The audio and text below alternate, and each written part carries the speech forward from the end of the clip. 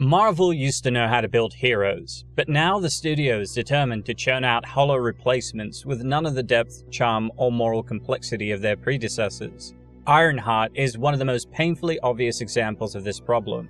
Premiering on Disney+, it centers on Riri Williams, a teenage engineering prodigy introduced briefly in Black Panther Wakanda Forever, where she wreaked havoc and destruction, killing innocent police officers before being handed her own television series. The pitch is clear, she's the new Iron Man, but Marvel has no real understanding of what made Tony Stark resonate with audiences for over a decade. Stark wasn't compelling because of the suit, but because of the man inside it.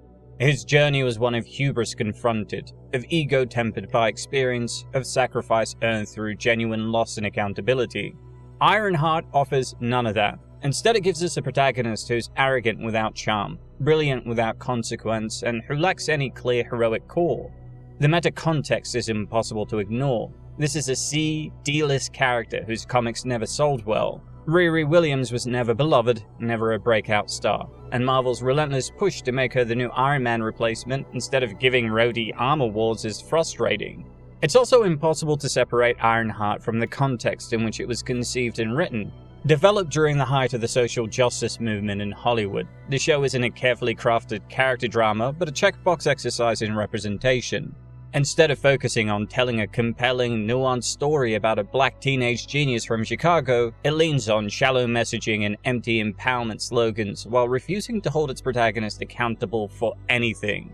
This approach infected the writing at every level, turning moral complexity into moral license, making Riri's criminal choices unchallenged hustle, and reducing serious themes like grief, violence, and community to marketing bullet points. And despite this urgency to be timely, the series has been repeatedly delayed for years, caught in Marvel's broader post-Endgame production chaos. The result is a show that feels both rushed and stale, an artifact of a cultural moment that's already moved on, without ever doing the real work of making its character worth rooting for. Worse, the series doubles down on lazy black stereotypes that are offensive. It gives us a genius who hustles homework for cash, joins gangs for money, builds an AI out of a dead best friend, and makes every moral compromise without any introspection. It couches these choices in the thinnest gloss of social commentary about poverty and opportunity, but there's no real engagement with those ideas. Instead, it's just a handy excuse for its protagonist to be a belligerent, selfish anti-hero without any real journey toward redemption. In fact, Riri isn't even poor. She lives in a good home, she had a special scholarship made for her, and was given millions in grant money that she threw away by getting herself kicked out of university. She is the definition of privilege. Ironheart also doesn't really tell a hero story at all. It's more accurately a villain origin story that doesn't even realize it's one. Riri isn't just flawed or morally grey, she's actively destructive and selfish.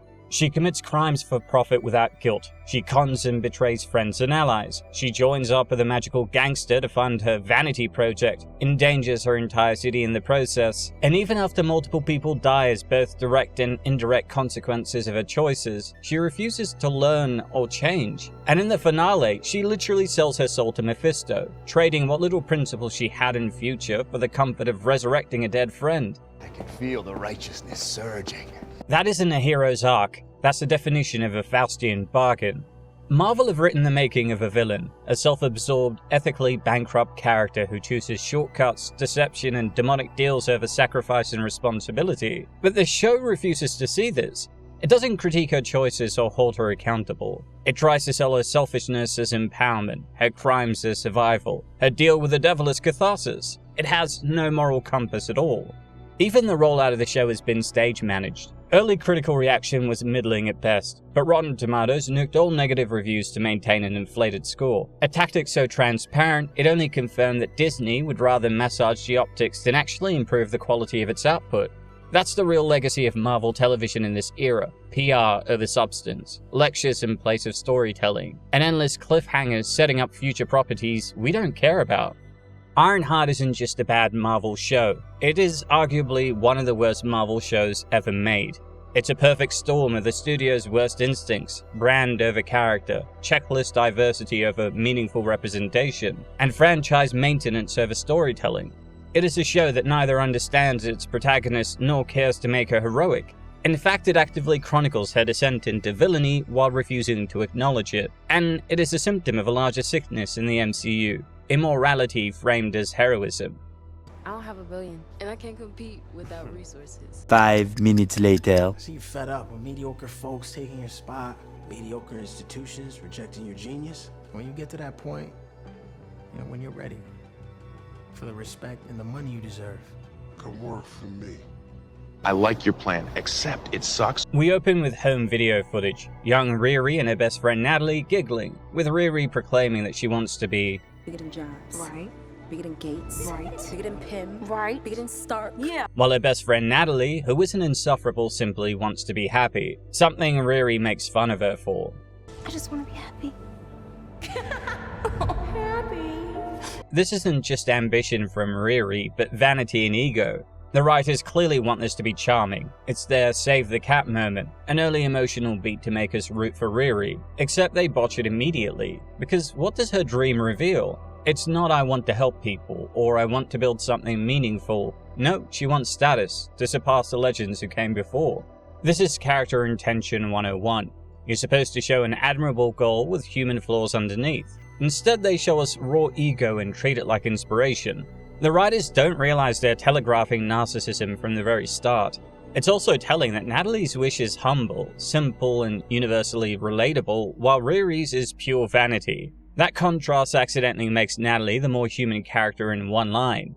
Yes, Tony Stark was just as narcissistic when we first met him, but by the first half of the movie, he was well on his way to transforming from egocentric billionaire playboy to a hero that realizes his direct and indirect actions have consequences on the world at large. Riri has 6 50-minute episodes and doesn't learn anything. In fact, she's just as selfish at the very end of the series to where she began. Next, we smash cut to the MIT montage, with Riri narrating her own sob story. She explains that she could build revolutionary tech to improve safety, but she just can't afford to do it. I need cash, money. Do you think Tony Stark would be Tony Stark if he wasn't a billionaire? No shade. That is the definition of shade.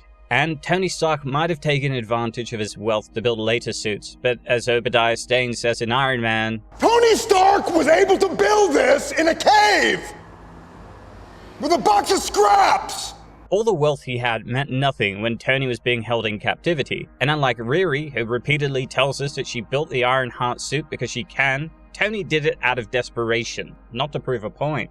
This is the writers trying for the noble struggle against the system trope. The problem is, they forget to make it actually noble. Because how does Riri solve her funding problem? By committing academic fraud. She helps other students plagiarize their work for money.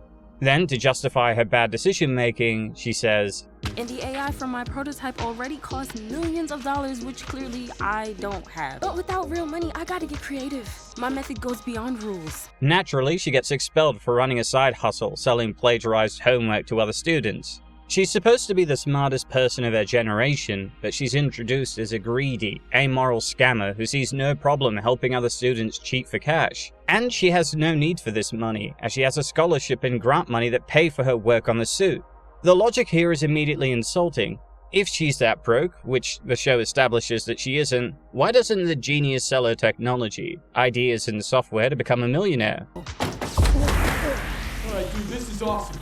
She's already selling valuable technology to other students, so why doesn't she think big and try reaching out to a tech company? I'm sure they'd love to have her. Here's the problem in screenwriting terms. They're giving us the character flaw, but they don't frame it as a flaw. There's no moral conflict, no self-awareness, no sign that she feels bad or sees it as a necessary evil. This isn't ethical shading, it's straight-up villain behavior played like a clever hustle. The writing fails to distinguish between sympathetic anti-hero and unrepentant crook. Now the big confrontation scene. Dean Choi and Professor Wilkes call her into the office. She's asking for a grant to be extended, despite her last project literally injuring Wilkes. But don't worry, she's so special that she's able to sass him about it. You want me to be small, but I refuse. No, they want her to apologize and take responsibility for her mistakes. To give the show credit, her dean literally tells her that's bullshit, which is the only time Riri is ever held accountable in the series. That's a hot pile of garbage. Trash, and you know it. We tailored a course of study to your needs, but you're making it impossible. Her professor then tells her, Quite frankly, you have been a horrible steward of Stark's legacy. as if she was ever given that responsibility in the first place. Stark didn't mentor her, didn't choose her, didn't even know she existed. I don't even know who you are. Unlike Spider-Man, another genius that Stark was actually mentoring, the line unintentionally highlights the real problem. Riri crowned herself as Stark's successor without understanding the cost, the responsibility, or the ethics that defined his journey. And the writing never challenges that arrogance, it just pretends that mantle was hers to claim all along. They call her out for her plagiarism racket. Riri doesn't deny it, she acts like it's no big deal. Dean Choi then says she's expelled immediately, which, let's be clear, is completely fair. They even go out of their way to explain that she had a customized curriculum designed around her genius, and she still hasn't earned a degree. But the writers want us to see this as unjust. It's a classic case of false moral framing. They want to show the authority figures as small-minded gatekeepers punishing her brilliance. Except from the audience perspective, they're reasonable. They're enforcing academic standards and responding to actual misconduct. This is the script not understanding inciting incident construction. If you want your protagonist wronged, you have to make their crime understandable and the punishment unfair. Here, the punishment is well earned. Riri claims, My suits would shorten the response time of first responders, firefighters, search and rescue teams, etc. Help would never be too late. This could change the world. Stonekeeper, does this chattering animal speak for you? pitching herself as a selfless innovator, but this completely ignores the lessons the MCU already established with Tony Stark's arc. Tony explicitly refused to mass-produce his suits for anyone but Rhodey, his best friend and someone he trusted completely, because he understood the catastrophic risk of that power being misused. He watched his weapons kill innocents, saw governments and corporations scramble to replicate his tech, and knew that once it was out there, he couldn't control who used it for war or oppression. But Riri doesn't show any of that awareness. Worse, it's hilariously inconsistent with her introduction at the very beginning. At the start, she doesn't say she's at MIT to save lives or help first responders. She says that she wants to Be getting jobs. Right. Be getting Gates. Right. Be getting Pym. Right. Be getting Stark. I know, it's crazy.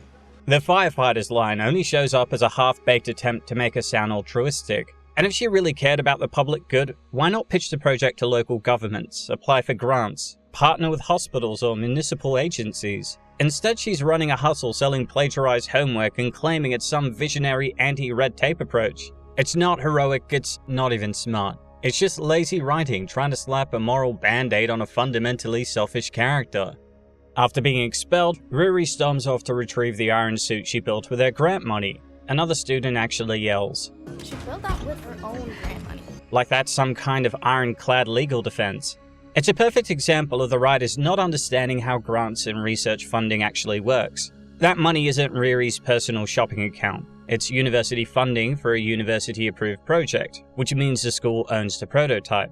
She didn't buy herself a suit at Best Buy. She built it in MIT's labs with MIT's resources, under MIT's supervision. Stealing it isn't righteous rebellion, it's grand theft. It's amazing the show frames it as a take back what's mine moment instead of exactly what it is, a spoiled kid ripping off her school because she thinks the rules don't apply to her. In a well-written story, you'd see her wrestle with that, or they'd lean into it honestly, showing she's crossing a line. Instead, the show pretends it's girl boss empowerment. Then there's her big exit. She hops in her suit, has MIT's AI Trevor help her plot a course for home in Chicago, and rockets away before they can stop her. It's writing that completely fails to understand the difference between a rebellious underdog and a self-serving criminal. You might also expect the school to call the police to track her down and hold her accountable for the theft, right? Well, Meanwhile, in Chicago, we get a secondary plotline and an introduction to the Hood and his crew. John, Clown, Slug, Roz, Jerry Blood, and Stuart Rampage, who are prepping a heist. Stuart botches the alarm, they have to flee, and Parker Robbins, the Hood himself, chews them out afterward. This subplot is designed to introduce the antagonist, a street-level villain who's organized and violent but not incompetent. Robbins is shown doing crew management, firing weak links, keeping the others in line, planning more jobs. In theory, it's solid setup for an antagonist mirror to Riri. Both are hustling in a system stacked against them. Both need money and tech, but the writers completely blow the contrast, because Robbins is upfront about being a criminal. He's ruthless but honest about it. Riri, meanwhile, is doing the same thing, breaking rules, stealing, cheating, but the script is desperate to make sure we see her as the moral one. It's a failure in thematic contrast. If you want Robbins to be a villainous reflection of Riri's path, you need her to be ethically distinct. She isn't, she's just less self-aware. What's funny is that the Hood's crew is actually more accountable. Robbins fires Stewart for messing up the job. He enforces rules. There's a weird professionalism there. Meanwhile, Riri faces consequences for fraud and decides the solution is more crime. Yet the show treats her as the moral center. So Riri has just stolen her Ironheart suit from MIT and fled like Bonnie Parker, and now she's zooming over Chicago. She takes this moment while flying in stolen property to text Xavier, her dead best friend's brother, asking him to meet her at her mom's place so they can plan her grand escape from consequences. Excuse me? This scene is supposed to humanize her. The writing is doing the relatable teen trope, panicking, phoning a friend, needing emotional support. But the subtext is that she's not actually worried about the moral weight of what she's done. She's just wanting to avoid getting caught. It's a classic surface-level humanization without genuine character growth. They want us to see her as scared and vulnerable, but skip the bit where she has to grapple with her guilt. Of course, the MIT AI loses its connection as they shut her out of the network, and Riri promptly crashes into the street. And here's the kicker. It's written as slapstick misfortune rather than natural consequence. She's lucky enough to crash within walking distance of home, because of course, it's a convenient obstacle. It looks like stakes, but really isn't. She's fine, and we're supposed to chuckle at her hard landing. This is a textbook false jeopardy scene. It pretends there's danger or cost, but there isn't any. Enter Landon, a kid with a wagon who offers to help her haul her busted Iron Man suit home for $20. This is meant to be a grounding moment. Look, she's back in her roots, engaging with the community. But what does it really do? It undercuts the seriousness of what she's done. She's not a fugitive with stolen federally funded hardware. She's just a neighborhood girl paying the local kid. She gets home and overhears her mother and friends talking about her trauma, specifically losing Natalie and her stepfather Gary without saying goodbye. Here the writing is trying to add emotional depth. It wants to show her pain and why she's so driven. Except Riri bristles at them caring. She's dismissive, defensive, and avoids the conversation altogether. This is an attempt at character shading. Trauma making her closed off, but there's no vulnerability shown to the audience. It's all deflection. Good writing would use this to break her down. Let us see the cracks. Instead it reinforces her as prickly and unreflective. Luckily Xavier shows up saying, "Hey, black people?" Because that's how we black people talk to each other. They go for a walk where she monologues about her terror of being small and not respected. Here the script tries desperately to explain her motivation. She builds armored suits so people will take her seriously. This is classic externalization of internal need in screenwriting, but they completely botch it. Because her motivation isn't noble, it's status obsessed. She wants respect, not to do good. Tony Stark started there too, but he got called out by the narrative and had to earn his arc. Here the show treats that as inherently justified. Then there's the kicker. She says she'll do whatever it takes, even if it means leaving her home behind to find a job that lets her build what she wants and steal whatever she needs. A lab so massive they don't notice if I finesse a resource here or there. I'm serious, the KKK couldn't have written a more racist script. Why are the writers having her say this? They stop at Gary's old garage and Xavier wants to share memories, but Riri stonewalls. She casually mentions that she sold the car that she and Gary were fixing up to fund his suit. This is supposed to show her single-minded drive, but the writers don't realize they're showing callous selfishness. This isn't, I made a painful sacrifice to follow my dream. It's, I sold my dead stepdad's car to build a power suit, and it's played so casually. Like, who wouldn't do that? Xavier then gives her a mixtape, like black people are still stuck in the 90s. The next day, she heads to the junkyard with Xavier. They're hunting for parts, and while Xavier loads up the car, Riri prepares to tell Jim, the owner, that she can't pay today. This is the writers trying to show vulnerability. Riri humbled, forced to admit she's broke. Except they sabotage it instantly. Jim interrupts with lavish praise about her being the local genius. This is undercutting the obstacle. Instead of facing real humility, she's rewarded with ego strokes and cash money as John, the Hood's best friend, interrupts and pays for her parts. This is the recruitment move. They're introducing John as the devil with a deal. John then gives her the address to meet the Hood. He says his boss operates outside the traditional structure. This is code for he's a criminal, but let's pretend it's grey. And Riri, she doesn't reject him. She takes the address because, let's be honest, the plot needs her to. So Riri shows up at the seedy pizzeria, very on brand for Marvel's street-level crime these days. She takes the service elevator as instructed. and surprise, the elevator stops, starts filling up with gas, and the Hood's voice booms over the speaker, saying, "You've got 3 minutes before you suffocate, but there's a gas mask in that lockbox on the floor." Ah, yes, nothing says job interview quite like saw trap onboarding. This is the script trying to do the test, a classic trope where the hero is deliberately put in peril to prove their resourcefulness. Except let's talk tone. It's supposed to be a recruitment pitch for a theft crew, not Hydra. It's psychopathic, and no one ever acknowledges that. The writing thinks this is edgy and cool, but it's just the Hood announcing he's unhinged, and Riri's response, not horror, not a vow to stay away from these lunatics forever. No, she just problem solves it. She doesn't even open the mask box. She breaks the elevator itself, gets it moving just enough to pry the doors open, and stumbles out coughing in front of the whole assembled crew. The script wants us to admire her ingenuity under pressure, but it forgets the insane part is that she's still standing in the building after the stunt. This is bad character logic. If you nearly die because your prospective employer trapped you in a gas chamber, you leave. The fact that she sticks around shows us that she's either immoral or too stupid to realize this is a red flag the size of Chicago.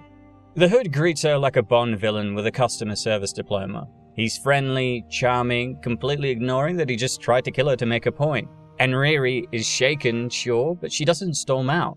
He then immediately pivots to psychoanalysis. He says that he knows she's afraid of being small, of watching others take the big jobs she deserves. This is the classic predator pitch, identifying the mark's insecurity and exploiting it. But instead of rejecting that manipulation like the genius she's supposed to be, she's tempted.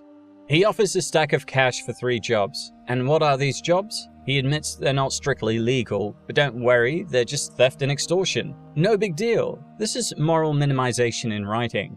The worst part, he frames it as helping her realize her dreams, and she accepts. That's it. That's the whole moral struggle.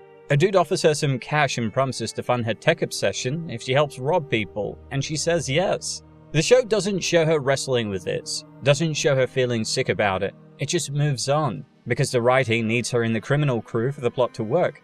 They're so desperate to get her into the Hood's crew that they'll abandon even the pretense of moral conflict.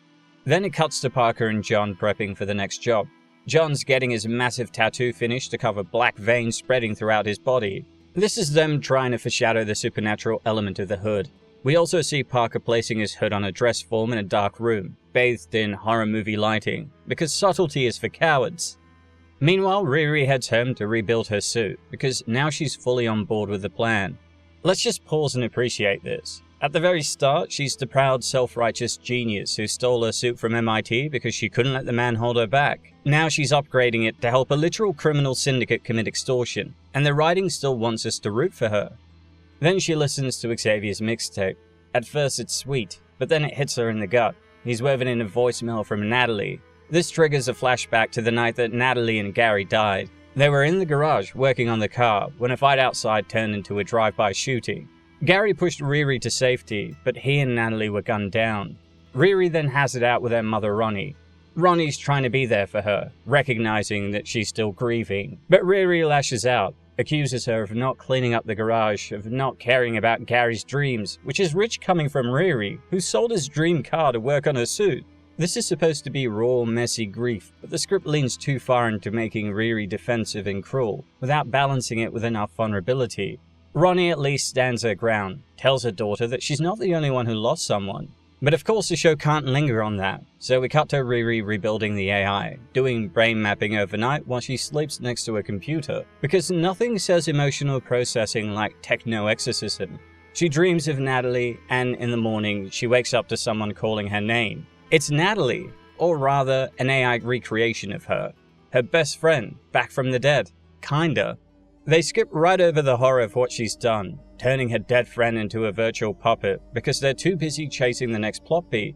This is tone confusion. They want us to see this as cathartic and cool, but it's deeply creepy. And worse, it's unexamined, because remember, this is the same girl who just agreed to commit crimes for a sociopath because he offered her cash. Now she's cloning her dead best friend's personality, and the show still wants us to think that she's the hero. Marvel doesn't know that it wrote a villain origin story, but I sure as hell did notice. This show is painful to watch, but if you want me to break down how the rest of the series fails to establish Riri as an actual hero, let me know in the comments below and I can try to get my next video on episode 2 out next week for you.